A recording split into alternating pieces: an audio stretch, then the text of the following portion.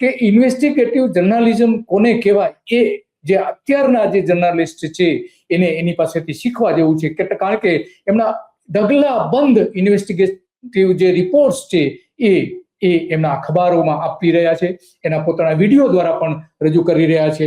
દેવેન્દ્રભાઈ, તમારું સ્વાગત છે ધ ગુજરાત રિપોર્ટમાં. સ્વાગત. થેન્ક યુ દિલીપભાઈ સાહેબ, થેન્ક યુ. બોલો સાહેબ. તો આજે તમારી સાથે વાત કરવી છે, ખાસ કરીને એટલા માટે વાત કરવી છે કે અમદાવાદ શહેર કે જે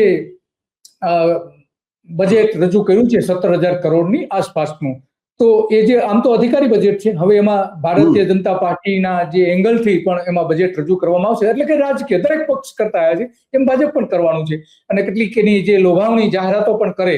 પરંતુ આ અધિકારીઓ દ્વારા જે રજૂ કરવામાં આવેલું છે એ આપને પહેલી નજરે કેવું લાગી રહ્યું છે? સામાન્ય લોકો માટે ઉપયોગી છે કે જે કોમનવેલ્થ આવી રહી છે એના માટે ઉપયોગી છે, કે રસ્તાઓને આધુનિક બનાવવાને, શહેરને આધુનિક બનાવવા માટેની જોગવાઈઓને નજર સમક્ષ રાખીએ તો આપની દ્રષ્ટિએ કેવું બજેટ છે આ? જો દિલીપભાઈ, પહેલું તો એક વસ્તુ કહું કે આપે જે 3 ફેક્ટર ગણાયા, કોમનવેલ્થ, રસ્તાઓ, સામાન્ય નાગરિકો, આ ત્રણેય વસ્તુમાં કચાશ રહી ગઈ છે. જે પૂરેપૂરું બજેટ જ્યાં ફાળવવું જોઈએ, જે પ્રમાણે આપવું જોઈએ તે પ્રમાણે આપવામાં આવ્યું નથી. પહેલી તો વસ્તુ એ છે.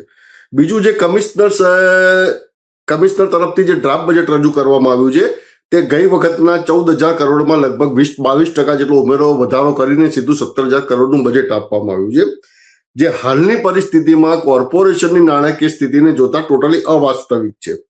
આ નંબર 2. કમિશનર તરફથી પ્રયત્ન કરવામાં આવ્યા છે કે કોમનવેલ્થને ધ્યાનમાં રાખવું અને બીજું થોડા ઘણા અંશે સત્તાધારી પાર્ટીને ફાયદો થાય, એટલે એ મુજબ બજેટ આપ્યું છે.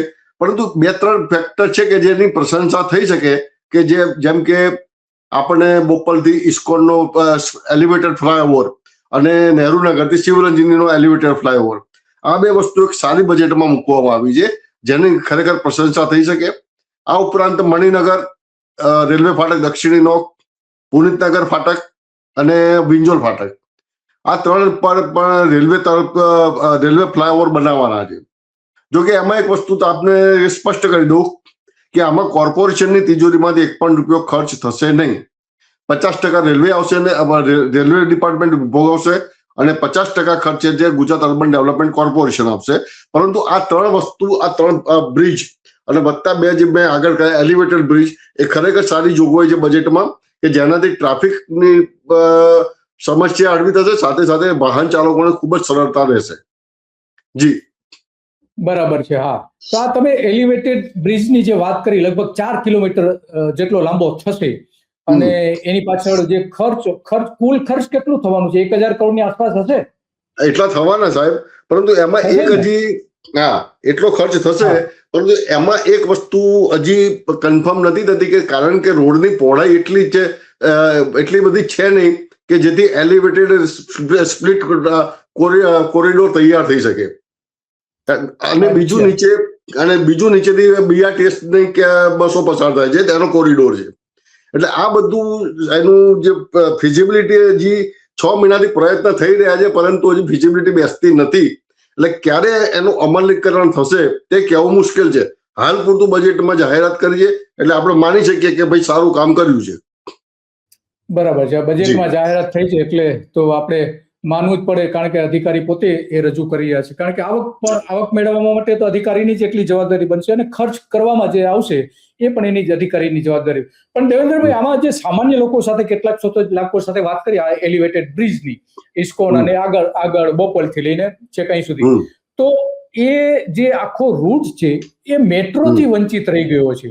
તો આ એલિવેટેડ બ્રિજ બનાવે છે, એની સાથે સાથે એના ઉપર એવું ન બની શકે કે મેટ્રોનો પણ સાથે સાથે બ્રિજ બની જાય તો સમસ્યા બહુ હળવી થઈ શકે એમ છે ટ્રાફિકની? કારણ કે બ્રિજ બની જશે, બનતા લગભગ 2, 3 કે 4 વર્ષ પણ લાગી શકે, તો ત્યાં સુધીમાં એટલો ટ્રાફિક વધી ગયો હશે. તો આ ત્યાં મેટ્રો બનવી જોઈએ કે એલિવેટેડ બ્રિજ બનવો જોઈએ, કે અથવા તો બંને બનવું જોઈએ? શું આપની દ્રષ્ટિ લાગે છે? મેટ્રો માટે સાહેબ એવું છે કે ત્યાં મેટ્રો રેલ જે એનું ડિપાર્ટમેન્ટ છે, એની ફિઝિબિલિટી ક્યાં કેટલી બેસે છે અને કયો રૂટ આપવો છે એ નક્કી કરે છે. એ અમદાવાદ કોર્પોરેશનના હાથમાં છે નહીં. એ જે મેગા કંપની છે એ લોકો નક્કી કરતા હોય છે સરકારના સહયોગથી, સરકારની ગાઈડલાઈન મુજબ. એટલે એ વસ્તુ અલગ છે. જેમ આપણે કહ્યું કે અત્યારે બ્રિજ 4 વર્ષ બ્રિજ પૂર્ણ બનવામાં લાગી જાય 3 વર્ષ, તો 3 વર્ષ પછી ટ્રાફિક સમસ્યા લગભગ એટલી ને એટલી જ થઈ જશે, બમણી. એટલે આપણા ત્યાં જે અત્યારે આયોજન થઈ રહ્યા છે ટૂંકા ગાળાના, જે કોઈ લાંબા ગાળાના આયોજન નથી કે જે 15-20 વર્ષ સુધી કે 50 વર્ષ સુધી જેમ ભૂતકાળમાં સરદાર વલ્લભભાઈ પટેલે કર્યા હતા કે બીજા કોઈએ કર્યા હતા, એવા આયોજનનો અત્યારે અભાવ જોવા મળી રહ્યો છે. જી અચ્છા, હા, લાંબા ગાળાના આયોજનોનો હબ. દાખલા તરીકે આ તમે સરદાર પટેલે બહુ સારું કહ્યું કે સરદાર પટેલે જે અમદાવાદની ચારે બાજુ એક કોર્ટ હતું, કોર્ટને તોડીને એને એવું કીધું આ કોર્ટ તૂટશે તો જ અમદાવાદનો વિકાસ થશે. અને એને જે દિવાલો હતી, દરવાજાઓ એમને રાખેલા, પણ દિવાલો બધી તોડી નાખી. અને એમણે જે કહ્યું હતું એકદમ સાચી વાત પડી. ત્યાર પછી જે અમદાવાદનો વિકાસ થયો છે જબરજસ્ત થયું છે. આ એમની દીર્ઘ. બીજો કે અમદાવાદની ચારે બાજુ, હા, બીજું દેવેન્દ્રભાઈ, એક જ મિનિટ, તમે જ્યાં સરદાર પટેલની વાત કરી તો દીર્ઘ દ્રષ્ટા કેવા હતા એનું બીજું ઉદાહરણ છે કે 132 ફૂટનો રિંગ રોડ એમને મૂકી દીધો હતો અમદાવાદની ચાર બાજુ. એને જોયું કે અમદાવાદ આગામી 2, 4 કે 10 દશકામાં તો મોટું થઈ જશે અને ત્યારે ટ્રાફિક થી લઈને ઘણા બધા પ્રશ્નો ઉભા થશે, સારા રસ્તાઓ જોઈશે. તો એમને એ પ્લાન કરી રાખેલું હતું. એ આ વાત તમારી એકદમ સાચી છે. તો આમાં દીર્ઘ દ્રષ્ટિએ શું હોવું જોઈએ આપની દ્રષ્ટિએ કે ખરેખર, કારણ કે તમે તો રોજે રોજ લોકો સાથે સંપર્કમાં આવતા હો છો, ઘણા બધા નિષ્ણાંત લોકો સાથે તમારી ચર્ચાઓ થતી હોય છે, ત્યાંના કાઉન્સિલર થી લઈને મેયર, સ્ટેન્ડિંગ કમિટીના ચેરમેન, ઘણા બધા સાથેની તમારી ચર્ચાઓ થતી હશે.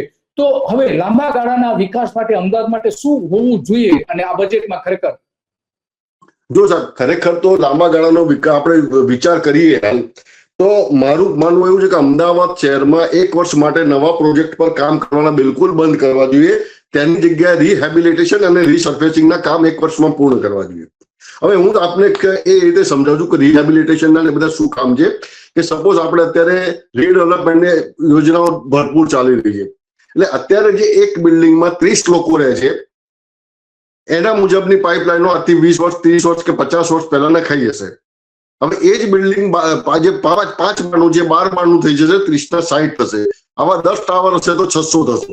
એટલે તમારું પાણીનું અને ડ્રેનેજનું કન્ઝપ્શન વધવાનો, જે ઉપયોગ વધવાનો છે, જેની સામે પાઇપલાઇનોની સાઇઝ એટલી ને એટલી જ છે. તો એ જે પાણીનું પ્રેશરનો પ્રોબ્લેમ, ડ્રેનેજ બેકિંગના પ્રોબ્લેમ, એ પ્રોબ્લેમ તો અત્યારે એના જ છે. બધા કોમનવેલ્થ ગેમ્સ આવે છે તે સમયે લાખો લોકો દેશ વિદેશથી અમદાવાદમાં આવવાના છે. તો હાલ તો જે હયાત ડ્રેનેજ અને વોટર નેટવર્ક છે એ નેટવર્ક બદલવાની કામગીરી 1 વર્ષમાં પૂર્ણ કરવી જોઈએ કે જ્યાં જરૂર મુજબ પાઇપ અને નળના કનેક્શન મોટા કરવા જોઈએ કે જેનાથી સરળતાથી આ બધું જઈ શકે. અન્યથા તમારી પાસે બીજો કોઈ જ વિકલ્પ નથી સાહેબ કે આ સમસ્યાઓ તમારે દર વર્ષે ભોગવવી પડશે, કાયમ માટે ભોગવવી પડશે. જેમ કમિશનરે એક મિનિટ, જેમ કમિશનરે બજેટમાં મોટેરા સરદાર પટેલ સંકુલ સ્ટેડિયમ સરદાર પટેલ સ્પોર્ટ્સ સંકુલ બનાવવાનું છે, ત્યાં મોટેરા વિસ્તારની આસપાસની ડ્રેનેજ લાઈનો બદલવા માટે 10 કરોડની જોગવાઈ કરી દીધી.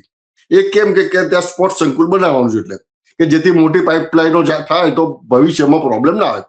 આ જ વસ્તુ અમદાવાદના દરેક વિસ્તારમાં અત્યારે કરવાની એ ખૂબ જ જરૂરિયાત ઉભી થઈ ગઈ છે. કારણ કે રીડેવલપમેન્ટના હિસાબે જ્યાં સમજી લો કે જે એરિયામાં 50,000 લોકો વસતા હતા ત્યાં અત્યારે 2.5 લાખ થઈ જવાના છે.